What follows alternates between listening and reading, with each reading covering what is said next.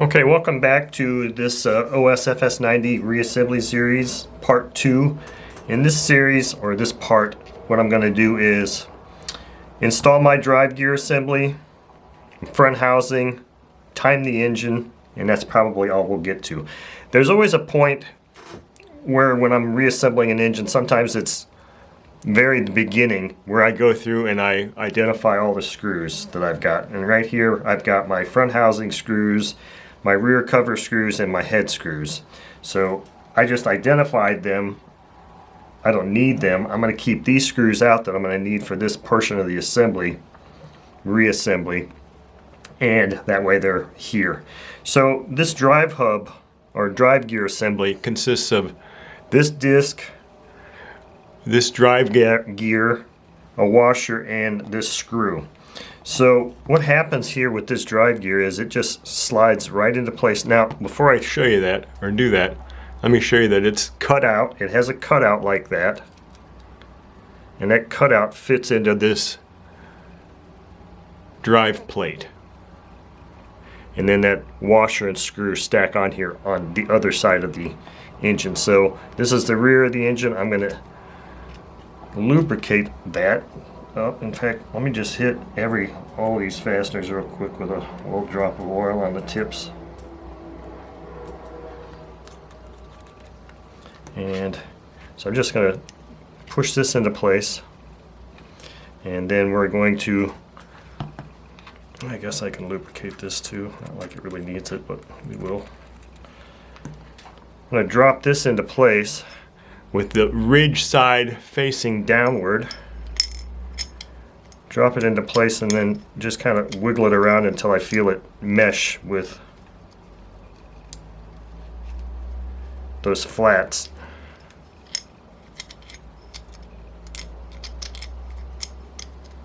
So I'm just kind of holding that thing in place, turning this until I can feel it mesh with that flat, which it's not doing yet.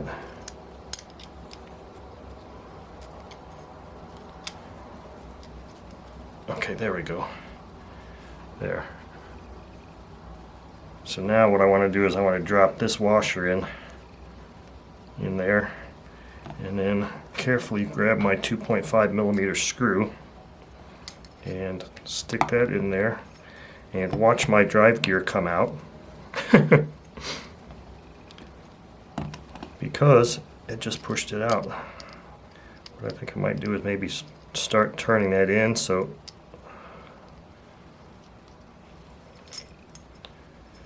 let's try this again. Let's take the screw, let's take all this stuff out and start over.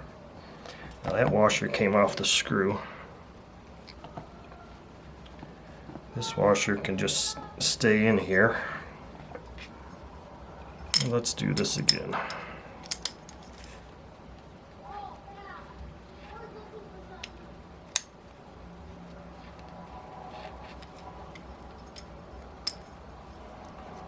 Okay, that's in place. Now, let me do this. Let me hold this screw on the end of there, hold the drive shaft or drive gear, and then we'll turn this in.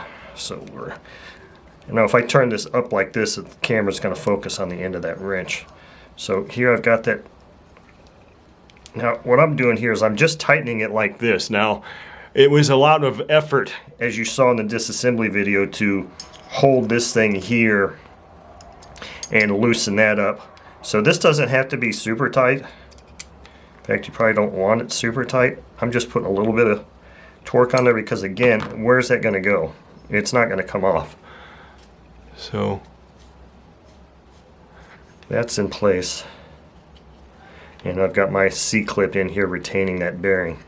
So with that done, now we can move on to putting some gaskets on here. I've got other things I've got to do first. I've got to put the sleeve in the cylinder. So I'm just using some oil to lubricate the inner and outer portion of this sleeve. And I know I didn't talk about the piston much at all, but the ring is free to rotate.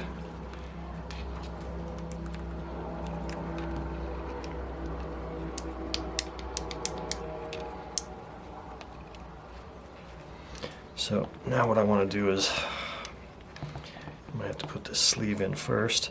So as always, when installing a sleeve, lubricate everything. And I start with a rotating motion.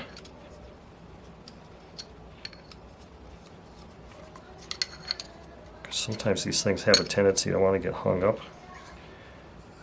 So I just kind of rotate it and slide it into place like that. Now I determine which side of this goes. So I don't know that I mentioned this. When I disassembled this engine, there was a little bit of a ding in this connecting rod. And I'm not sure how that happened from a previous person working on this engine. But I don't see any kind of chamfer on this bushing in here that indicates which side goes where. There's not a mark denoting front or back either. And we've got two offset spaced oil holes. So that is kind of telling me, it looks like maybe this one's got a chamfered side here. So what I'm going to do here is I'm going to drop this in place like this. Now, since this is a ringed engine, I'm going to use my putting pressure on the piston top, maintaining pressure on the top of the piston. I'm just going to use my thumbnail to slide, press that ring into the groove, slide it into place like that. So here's where it gets interesting.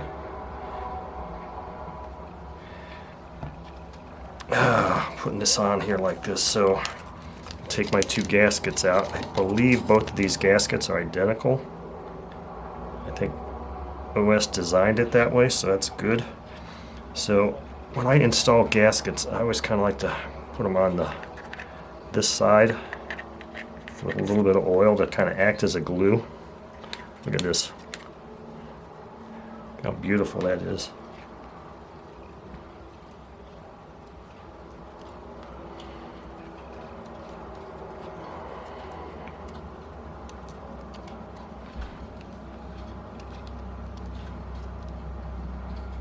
Now in many cases there is an orientation to these. I just use a razor blade to kind of flatten it out. Sometimes on some engines there's an orientation, and since this is an aftermarket gasket,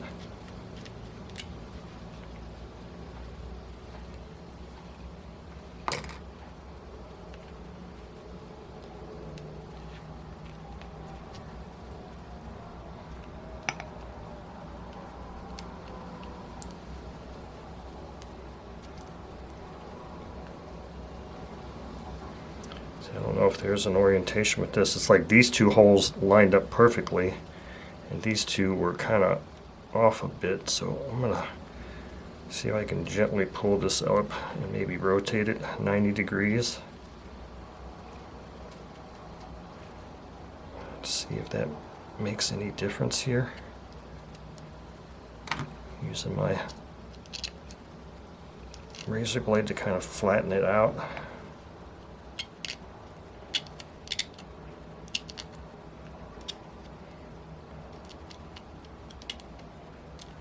I mean, overall, these gaskets from ICBIM from Kirk are usually really good, but sometimes there'll be a little bit of an offset there. So I'm seeing a little bit of an offset in these holes. Two line up perfectly, and the other two are just kind of off. So we're just going to have to kind of make do with that,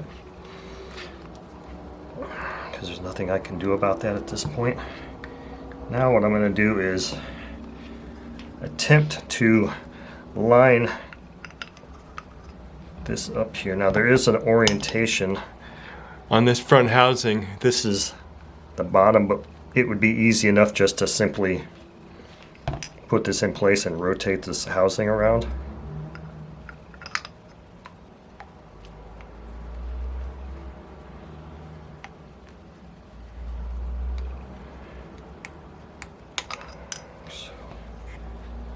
It's never I'm not too concerned about engaging in this drive disc yet.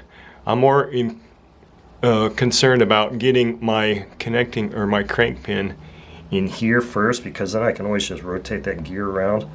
So I'm trying to leave this thing at top dead center, and I don't care about the orientation of the housing. I'm just trying to get my crank pin in there at this point.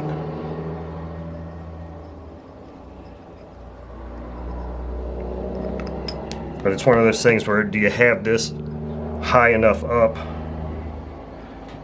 Is the alignment right?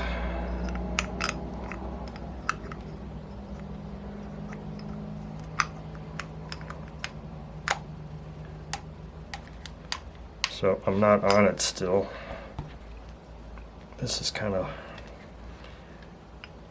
one of those little tedious spots here.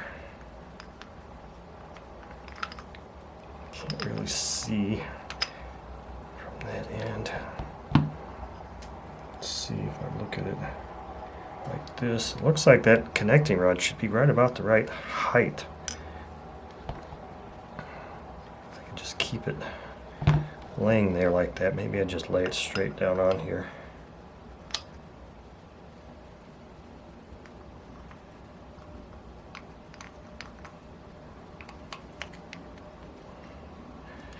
I may have to pause the video until I get this kind of... Okay, so I'm in there. See how that piston's moving up and down? Now what I need to do is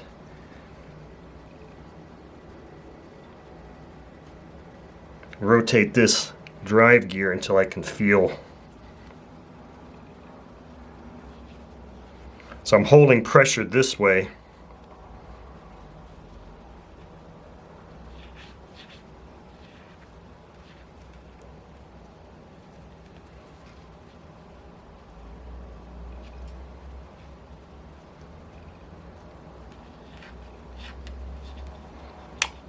There. Now is when you go to do the alignment of this gasket, if possible. So right now I've got, you can see that drive gear is turning, and I'm here, so I just don't like the way this gasket looks on here. It just doesn't look right at all. You know, I'm almost thinking, what I think I'm going to do is I think I'm going to pull this thing apart. You saw what I had to do to get this together. I'm going to pull this apart and see if I can realign this gasket to another orientation and see if I can get it to fit better, because I'm just not liking that unless that's just, unless there are two different gaskets here. One is for the timing cover and one is for the front. I don't know, they both look the same, exactly the same, so I don't know. So I'm going to pause the video here. I'm going to pop this front housing off and see if I can rotate this gasket in such a way that it seems to want to fit better. Okay, I got this gasket oriented in a better orientation. Looks like maybe there is an alignment of that gasket, but man, it looks so similar. And this time, as it would happen, I just popped this thing right in place. I mean, it took less than a third of the time it took me to do that the first time. So I guess that's kind of why sometimes I practice these things in advance so that it doesn't take so long and I don't look so fumbly, but that's just the way it is sometimes. So now I'm just going to throw these front housing screws in here real quick and hold this thing in place.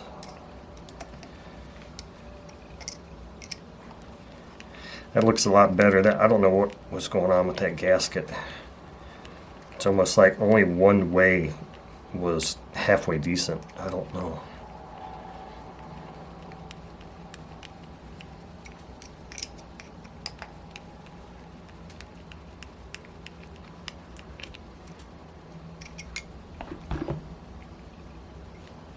Like my shank was getting loose. You don't ever want your shank to get loose. That's never a good thing. Okay, so let's torque. Torque.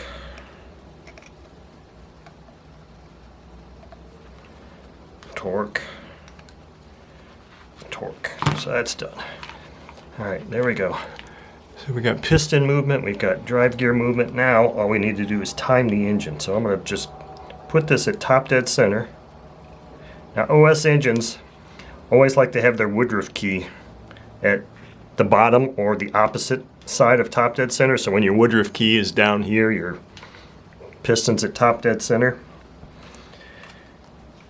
Now, I didn't put any oil on this gasket, but I think I want to, just because it kind of helps hold it in place a little bit. This is where you double check to make sure you do have your tappets in place and all that stuff, because that would suck to go through all of this and not have your tappets in place.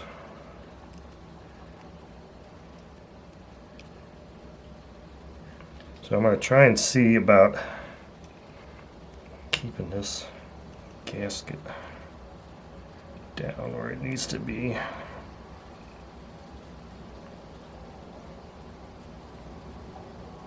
That one looks good there. So here I'm going to set this so that this timing mark is at top dead center.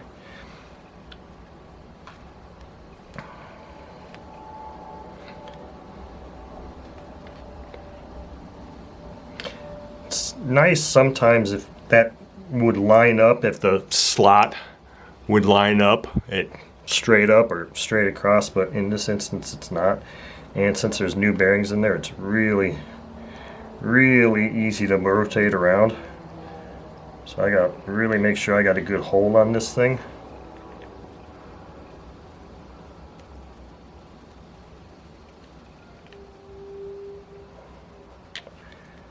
Make sure I'm still holding it at top dead center, because if it doesn't go right on,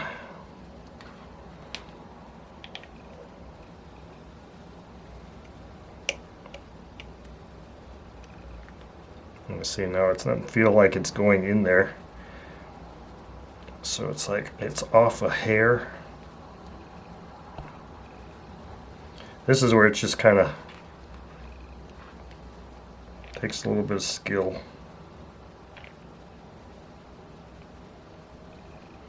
And luck.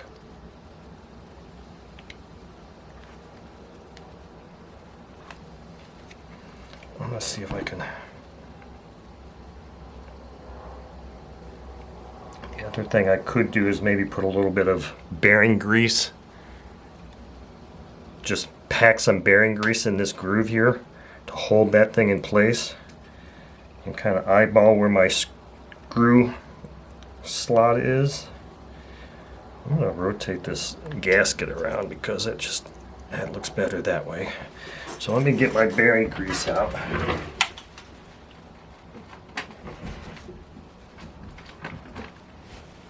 Any little thing I can get to assist me with holding that gear in place will work. And bearing grease is usually a pretty good. Just really slather it in there, and I'm just kind of jamming some in this groove there, and basically what that's doing is just adding some resistance, so that now maybe I can just kind of do one of these things with it if my gasket doesn't want to move on me, which it did. So we're at top dead center. Timing marks at 12 o'clock.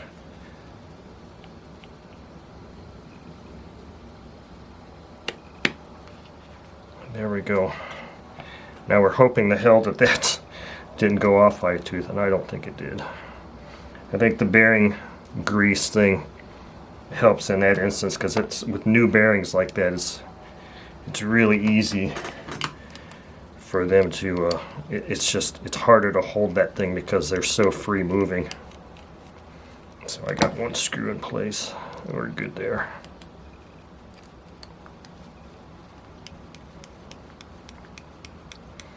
Okay, we'll just run these down real quick.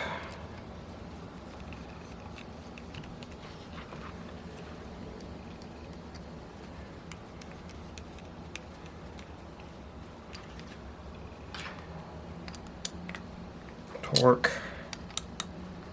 torque, torque, torque.